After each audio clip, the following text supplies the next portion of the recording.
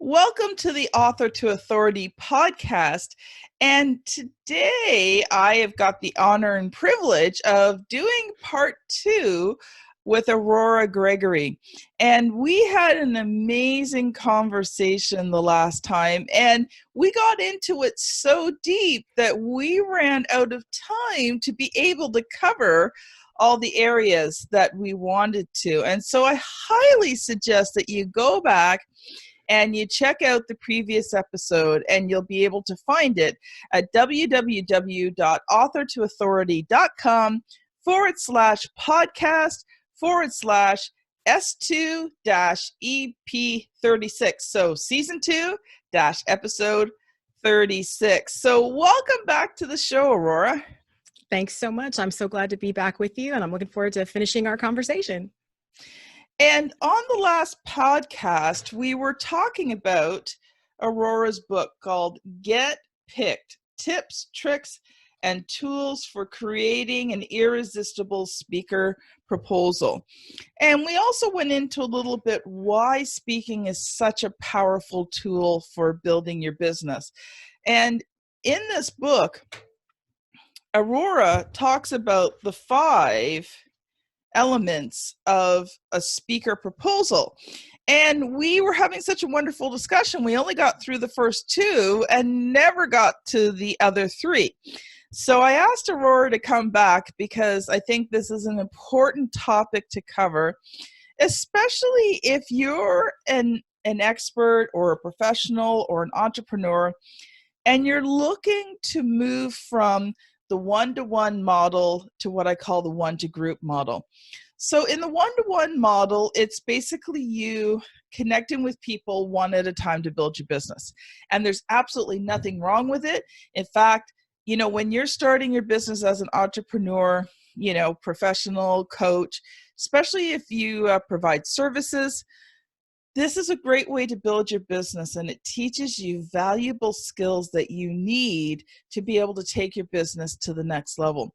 But it does hit a point where if you want to grow your business bigger, you have to move from a one-to-one model to a one-to-group model. And one of the best ways to do that is to start to get on stages where you're sharing the same message, but you're now sharing it to a group of people as opposed to sharing it to individually. And so in the last episode, we were talking about how do you create that irresistible speaker proposal? How do you put together all of your elements in a way that when you present it to event coordinators, they want to book you to be on their stage? And in the last episode, we covered the first 2, which is start with a hot topic and create a title that sells. And I think we started in on point 3, but we're going to go back, review that one again. So today we're going to cover tell a good story, draw your reader in, and toot your own horn. And just before we get into those topics, in case you missed the first episode, Aurora, why don't you just take a quick minute and reintroduce yourself again? Sure, I'd be glad to. I'm a marketing communications consultant. I do a lot of work with some large companies, mostly in financial services. And one of the things that I help them with is helping them get their experts, their authorities onto stages at conferences and events so that they can help grow their own businesses. And so all of the work that I've done in that area, all the learning, all of the strategy that we developed in creating great speaker pitches got put into the book Get Picked. Mm-hmm. I've been working on Speakers Bureau activities, pitching speakers for probably about 15 years. And so all of the good stuff that I use even today is in Get Picked. So that's a lot of what I do. I really love working with speakers. And it's always exciting when you get that email that says, congratulations, you've been selected to speak at. That's when you go, yes. Exactly. You do the happy dance. So we're going to start with prong number 3, which is tell a good story. And I just wanted to read just a quick little section here out of the book. You give a pro tip which says use personal anecdotes to liven up statistics. To keep statistics from being drier than a sponge in the Sahara Desert, try using personal anecdotes to help illustrate the human point behind the numbers. think of them like mini stories in your presentation. And I just love that hint and tip. And so I'm going to let you loose there, Aurora, to talk to us about the last 3 points. Tell a good story, draw your reader in, and toot your own horn. Absolutely. So we talk about the idea of telling a good story. In branding and marketing, I'm sure a lot of people in the audience have heard, oh, it's important to use, elements of story when you're talking about your business. And I like to try to boil story down into 4 pieces. It's a beginning, a middle, an end, plus a hero. So when you're trying to craft your description of what you're going to talk about, the beginning is really the problem. You're identifying the problem, shaping that up for your audience. And you've probably done that when we talked about starting with the hot topic. You kind of framed up your audience, talked about identified the pain points, the things that they struggle with that you actually can help them with. So in those first few sentences of your pitch, you want to identify the problem. The middle is the road to the solution. What are the things that the audience is going to learn from listening to you that will help them move on to the road of being able to solve their problem? What are the things that they'll learn? What are the solutions that they'll hear about? What are the things that they're going to learn that's going to move them along? The end of the story is the result. What will be the result as they exit your presentation? What will be different for them? What will they have learned how to do? What will their journey have been? What will they feel more confident about? And then the hero is the audience member themselves. What your job as a speaker is to help your audience member see how they can be a hero in their own story. And you do that by using words like the audience will learn, attendees will come away with. You want to be able to frame what you're sharing and what you say you're going to share from the stage in relation to that person. Address it to them. The event planner will get a clear indication that you're there to serve the audience. Yes. You're there to share your expertise and be an authority for them. So the beginning, middle, and the end, plus the hero. The hero is always the audience member. And then as you use personal bits of your own story or your own experience, or perhaps it's a collection of stories. Maybe you're a consultant or you've helped many people work through a similar type of issue. You want to be able to use those elements, those little anecdotal pieces that will let an event planner know that you understand the audience member. And that's why you're the perfect authority to be on the stage to help them move to a new place and become more confident in whatever it is that you're trying to move them towards. That is so wonderful. And I love the point about making the audience the hero. And I think that is a really critical point. Even though your speaker proposal is about you, it really isn't about you. One of the things I teach, and this is like just a little side thing, when I'm teaching content and writing bios, I actually teach people to not write the bio about themselves, but about the difference that they make in people's lives. So, you don't have to put where you went to school and all your education. I'm not saying you can't mention those things, but make them part of the story. Make them part of the reason why you help people, not as a dry fact and statistic. People put out these about us website pages in their bios, and people read the first line and go, blah, blah, blah, blah, blah. Yeah. Okay. So they went to school. Yeah. They've been an entrepreneur 20 years. Yeah. But, if you start your bio with how you help people, one of my bios starts with, have you ever stared at a blank computer screen or piece of paper and just really had no clue what to write? And then I go a little bit into my story of how I was told at 7 I shouldn't write and how I got rid of those words and that. So, make it about the other person. It's so important to do that.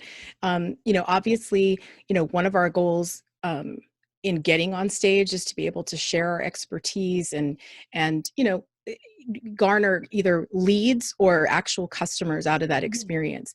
But understand that by the simple fact that you are selected to be on stage, you immediately get that opportunity to do that. Yes. The goal is to get on stage, is to get selected to be a speaker.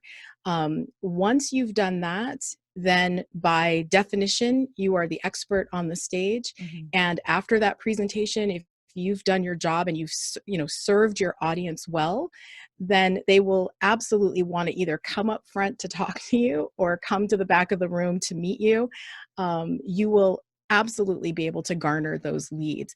But if you come at speaking as from a heart and a mind of service and wanting to really help people, it will come through in what you pitch as you pitch yourself. Mm-hmm. And you will become so much more an effective and appreciated speaker from the stage. Awesome. So now the next point, draw the reader in. Right. So in writing, when we tell a story that maybe we've told a number of times, or maybe we're talking about our own expertise, there's a natural tendency to not be as excited about it because we know it so well. There's a wonderful saying, I have no idea who said this, but it goes like this, and I remind myself of this regularly, but what's easy and common for me to do is magic to someone else. Mm-hmm. And so what we need to try to capture as we try to draw a reader into our proposal, because remember, the event planner stands in for the audience. She's the one, she's representing the audience. We're trying to draw that person into our story. You want to write and communicate some enthusiasm. You want to be able to use what we call powerful words. One of the things that's in the book is kind of a list of what we would call more powerful words, more descriptive words. That's what's going to draw a reader in, as opposed to a little bit more of a, sedate, kind of quietly written piece of copy. It will be factually correct, but it may not be as interesting and it may not draw someone in. And that's that place where you get to use things like anecdotes or statistics or your personal experience in a compelling way that you're actually wanting someone to kind of lean in a little bit and want to know more. When you were saying that, just made me think, my co-host Juanita, we do some of the episodes together, she uses the word delicious. You should use delicious words. Even just saying delicious makes your mouth water, and it's interesting. And I actually turned to the page here in the book while you were talking, and you should use some strong words such as absolutely, acclaimed, amazing, breathtaking, brilliant, complete, creative, daring, delight, devoted, distinguished. So these are really good, powerful words, and you don't want to use weak words. And I highly recommend, and I'm going to introduce you to one of my best friends. And I think I said this on the last episode, but we're going to say it again. Its name is Thesaurus. And he's awesome. He's awesome. One of the things that I did, and I've been working on it, Juanita, my co-host, she's also my main personal editor, though many members of my team do edit my work. But she is the one who gets me the best. And, I am a very good writer, but she can even elevate it a little bit more because she's a really good editor. Mm-hmm. And she noticed that I used the word important a lot. I was using it over and over again. So she actually took and made me a list of alternative words for important. And I actually just pulled it up and I made it a little Post-it note that goes on my computer, like a computer Post-it note. Mm-hmm. So words like advantageous, beneficial, essential, imperative, paramount. So when you're writing this, look at those common words that you're using. Look them up in Thesaurus and see if you can find a word. And I know we had talked about this last time, but in case you didn't hear part one, sometimes you've got word limits. So it's essential that you find those really good words that have extended meanings. So instead of having to say something with 5 words, see if you can find that one word that describes it all in one word instead of 5. So we had talked about that the last episode as well. Yeah, it's really true. And word limits sometimes come from the event that you're pitching, and sometimes they don't, in which case I always say, then give yourself a limit. Because your proposal is not an opportunity to deliver your whole presentation. It's an opportunity to pitch what you will present from the stage. So if there's no limit, I personally give myself no more than 250 words. That's plenty of space. It's actually double the space of a lot of proposals that a lot of conferences that actually do give you a word limit. But, be willing to put some constraints around yourself so that you can be effective, targeted, and making sure you're using those powerful words that are very descriptive. And I think too, sometimes we think the longer the better, but really it's not. You've got to grab attention, and you got to grab it quickly, and you have to do it. You have to have, your beginning has to be so strong that they want to finish reading through the rest of those words. If you're not, if you don't hit the point in the first sentence, you've lost them. You would think, oh, they're going to read through the whole thing. No, they don't. They just start skimming. And if it doesn't grab their attention while they're skimming. That's right. And so don't wait till the third sentence to start making your point. Exactly. And the other thing, and this is something I remind clients about, is that when you're pitching, say, a national conference, I do a lot of that type of work. You're not the only one submitting a proposal, and so I remind them constantly, it's a bit of a competition. So you have to compete well. It's a little bit why we talk so much about the title. It's roughly probably 9 to 15 words, but sometimes if they don't get past the title, they never get to your great first sentence. So it's important to see this as a total package and realize you're competing against the other speakers who are probably equally as great. But if you do these small things to elevate your speaker pitch, you go a long way towards helping yourself get selected and making the agenda. All right, so let's talk about the last point here, which is toot your own horn. So tooting your own horn is important. I had an old mentor of mine tell me years ago, I was just out of college, and she would say, if you don't toot your own horn, it will remain in a state of untootedness. So, and that's really true. So we've talked so much about making sure that you focus on the audience, and that's true. But there needs to be a bit of either by inference or by direct wording, that what qualifies you to talk about this, to be on this stage. Are you a veteran of numerous marketing campaigns, and that's why you're qualified to get on stage to talk about marketing for small businesses? Have you been in the real estate industry for 15 years, and that's what qualifies you to speak about the do's and don'ts for buying a home? Whatever qualifies you as an authority needs to find its way. It needs to be communicated in that pitch. And you've got 2 places, in my opinion, to do that. You can take a little bit of the copy, or what I call the real estate space of the actual pitch and description, to qualify yourself. But then you've got your own bio. And that's also going to go along with your speaker pitch. There's going to be a place where they ask for that, or where you just add that into your pitch materials. And that's that place where you want to very clearly, not boastfully, but clearly identify and articulate your authority. It's where you get to toot your own horn a little bit and say, no, I am the best person to speak to your audience about this topic. And here's the thing, you may not have all of the experience yet. And so when you don't have that experience, and yet you have what I call sort of an invisible expertise. So, you don't have, like, I can't say that I'm an English graduate. Yeah, I did really good in high school, but I never took university. So, I do not have a degree in English, but it has never stopped me from writing books. And I've written over 100, and I've written some international bestsellers on top of it. So, education and job experience. I mean, I stayed at home and I raised my kids.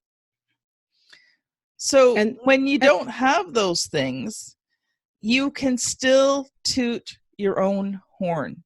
You just have to be a little bit more creative in how you toot your own horn. And you need to focus in more on not your experience, but your skills. that's And exactly not right. necessarily mentioning where those skills came from, but the fact that you do have these skills and how you use those skills to help others.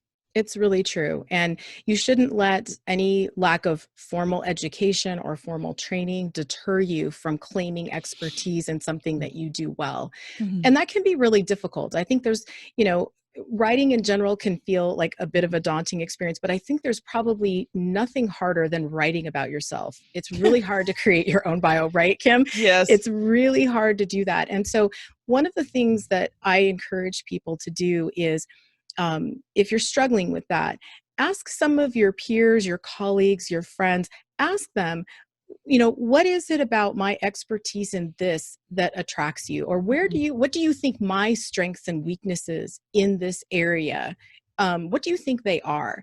Mm-hmm. Ask them to tell you. They're outside of your picture frame. So they see you differently. They see you more clearly. And take those notes. Try to take them as objectively as possible. Don't brush away the nice things that they have to say about you, in the interest of humility. You're trying to learn what should be included in a bio or in a statement, in a speaker pitch. So, it's true for all of us. I'm sure, for Kim and I, we've, been at this for a while. And I think if we had to sit down and write something fresh and new about ourselves, we would probably, have to take a minute and okay, let's think about this for a second. Well, and I think the other thing too is, like you said, strengths and weaknesses. So, you've got to take your strengths and own them. But if someone gives you a weakness, you can't get offended at that either, right? That's right. It's having that true and honest look at yourself, because you may think you're really strong in an area. Others may not see you that way. So it's important to know that. It doesn't, just because people can't see it doesn't mean you aren't strong in that area. But if people aren't seeing it, then obviously you are not letting it shine. So, you want to take anything that they say sort of like, I hate the word criticism. I hate that word constructive criticism, but it's the best term. But just feedback, constructive feedback. Just take that as feedback and say, okay, here's an area where I need to shine a little bit more. Or if it is a true weakness, then you're like, I definitely don't want to be putting that in my bio. Mm-hmm.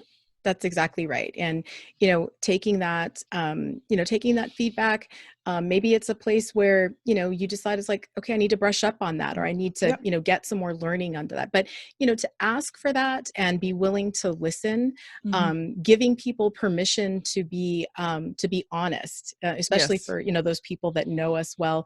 No one wants to hurt anyone's feelings, and we're not looking to get our feelings hurt, but no. Be prepared for, and invite them to be honest, because you want to create something that will communicate your strengths to someone who doesn't know you and likely hasn't even met you. And yet you're asking them to choose you, to put in front of their audience, or to participate in their conference or event. Well, here's a term you'll probably appreciate. If you're going to be a public speaker, you've got to learn to have some thick skin. Absolutely. And it's important to be able to do that, to take feedback. Even Kim and I, as we're getting to know each other, I think we shared on the first podcast as we were getting started that you and I became fast friends as we, have met and gotten to know each other a little bit. And I was so appreciative of some of the feedback that you gave me on some of the things that I had shared with you. And I thought, gosh, those are some great points. I need to find ways to incorporate those. You've got to be willing to take that. There's great opportunities if you're newer to public speaking. I know, Kim, you're a huge fan of Toastmasters, as am I.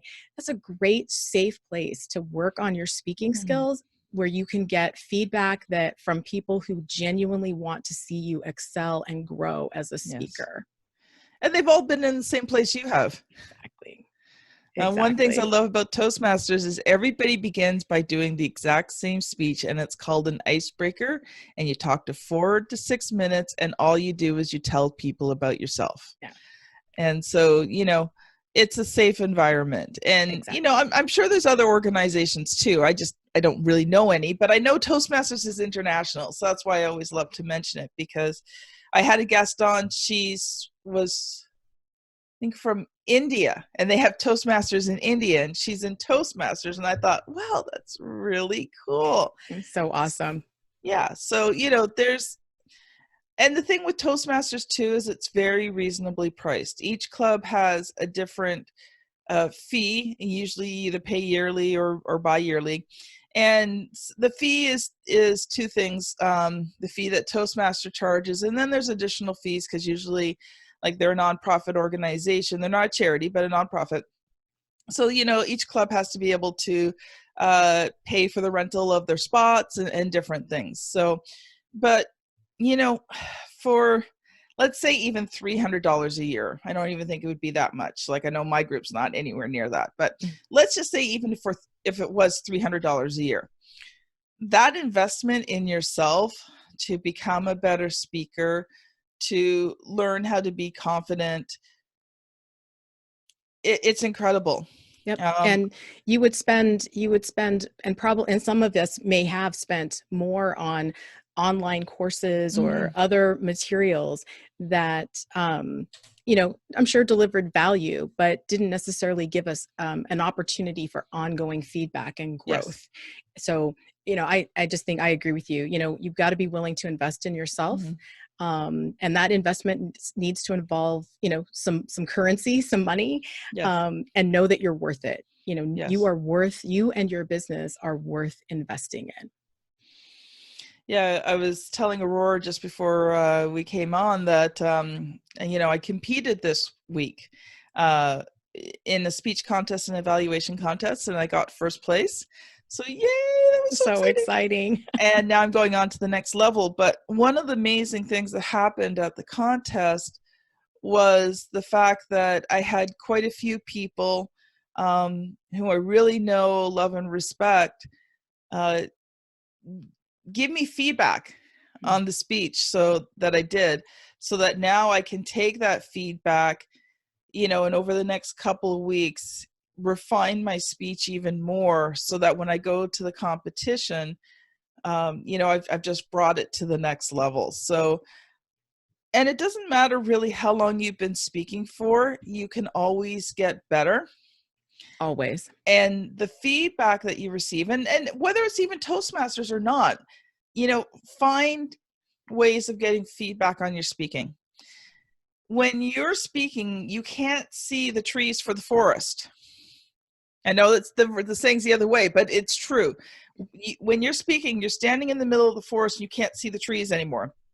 But people who are listening to your speech can see the trees, and they can say, okay, this needs to be adjusted, this needs to be adjusted. I even have my husband, and he's not a public speaker, but I give him free opportunity to give me feedback. And I gotta admit, sometimes I'm kind of like, okay, dear, but here's the thing. He has a very unique way of looking at things. And so he catches things that other people do not. And he never gives me, when he gives me feedback, it's not that I've done a bad job. He's like, yeah, I just really noticed this, and I just really didn't like it. And I'm like, okay. He says, I love you. I just didn't like that part of your presentation. Yeah. Right. Yeah. And that's good. Sometimes, a spouse, especially, my husband is the same. He has his own, unique superpowers and things that he excels at. But he listens to the things that I produce and will comment about, what he liked. And, I didn't really understand that, or didn't seem as though you were as clear about that. And I didn't understand. And, that's a good thing, because my audience is going to be filled with people who are like them, who are going to be learning what it is I have to share. Mm-hmm. So getting feedback like that from someone who is not connected, not a perfect, those are good opportunities. And if you've got a good friend, a spouse, someone that can do that for you, take advantage. You don't have to give your whole presentation, but, maybe give a part of it, or let them watch a video maybe that you've done. And I was like, okay, so what'd you think? Like, honestly, what'd you think? I don't want to hear that it was great just because it's me. Yeah, exactly. And you want to share my bed tonight. Exactly. Exactly. You gotta, if it's your spouse or significant other, you gotta make that promise. It's like, promise, there will be no retribution if there are things that you didn't like. I genuinely want to know. So Aurora, I know that you work with a lot of people, and we didn't get a chance to do this on the first podcast, but I'd really like to share how you help people, and if you have anything that you would like to offer to the audience. Highly recommend you get her book, Get Picked. It's on by Aurora Gregory. It's on Amazon. But how can people connect with you, and what would you like to offer the audience today? Well, I would love to connect with lots of folks. I think I shared with Kim, I'm sure it'll be in the show notes, all of my different social media handles. So love to connect with people that way. If you are interested in, kind of getting a kind of a taste of the book of Get Picked, if you'll go to getpickedtospeak.com, you can sign up for our email list, and you'll get in exchange a great guide and I believe a sample chapter of the book. And then coming later in March, I'm not sure where you are in your schedule of release for the podcast, but coming around March 23rd, I'm going to have a great toolkit for speakers that's going to be coming out. Aurora? And, yes? Guess what date your first episode airs on? March 23rd? Yes. Wow. Everybody, we did not plan that. My head is kind of tingling right now because that's a big surprise and a big shock to me, and that's awesome. So March 23rd, the Get Picked Speaker Toolkit comes out, and it is a collection of proposal templates. There'll be a video walkthrough that I'm going to take you through. There'll be some other tools to help you be successful in executing and presenting your speaker pitch to any kind of event planner or someone who's looking for you're looking to get an opportunity to speak. I'm a big believer that with the right tools, you can do anything. And what I've kind of assembled in this toolkit are some things that I think will be the right tools to help you execute great pitches. It's going to be very affordably priced. I think you'll be surprised at the value for what you're getting. So if you join the Get Picked to Speak email list, you'll learn about it. If you just want to get on the wait list or join us and learn more about the toolkit, you can get that at the getpickedtoolkit.com. Getpickedtoolkit.com. Well, thank you so much, Aurora. And I can't say enough. If you're going to be speaking on stages, then develop your tools before you even start. I mean, if you get an opportunity to speak on a small stage and you don't have to submit a proposal and whatever, do it, learn, practice, all those things. But if speaking on stage is something that is going to be a main part of your business that you're looking really to get into, then you need to take the time to develop these pieces properly. And you have to make the investment not only in yourself to ensure that you have the proper speaking skills, but you also need to make sure that how you present yourself is attractive so that you get offered these stages. And there are a couple ways of getting on stages, and one of the ways we didn't really talk too much about is developing a network of people. And so you can get on stages when you develop a network of people because they get to know, like, and trust you. So when you offer to be on their stage, they're going to let you. But if this is going to become a main part of your business, you can't just rely on those. Those are nice, those are sweet, those are wonderful. Oh man, they're easy once you develop the relationship. But to be honest, if you're going to build a business, you have to build your network outside of the people that you know. And eventually you have to build network in brand new areas. So you have to be able to get onto these other stages. And so I highly recommend that you connect with Aurora. You get that toolkit, get her book, get on her email list, invest in yourself and then invest the time. She's done the hard part for you. Okay. She's taken her over 15 years of experience and put it into this toolkit. You just have to take the time to follow what she says. So get the toolkit, take the time. You know, these are pieces that I'm working on myself. So Aurora and I are going to be having some conversations after this podcast. And do it properly the first time, because you'll get results much faster than trying to figure it out on your own. Use her expertise.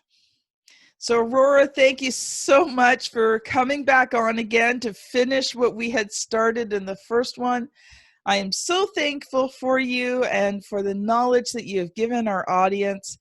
And you know what? This has been a wonderful podcast, and I'm sure we'll have you back on again, because there is more for us to talk on. Maybe a little bit later in the year, we'll look at having you back on. And, you know, by then I'll have used some of your services, so we could talk some more about that too.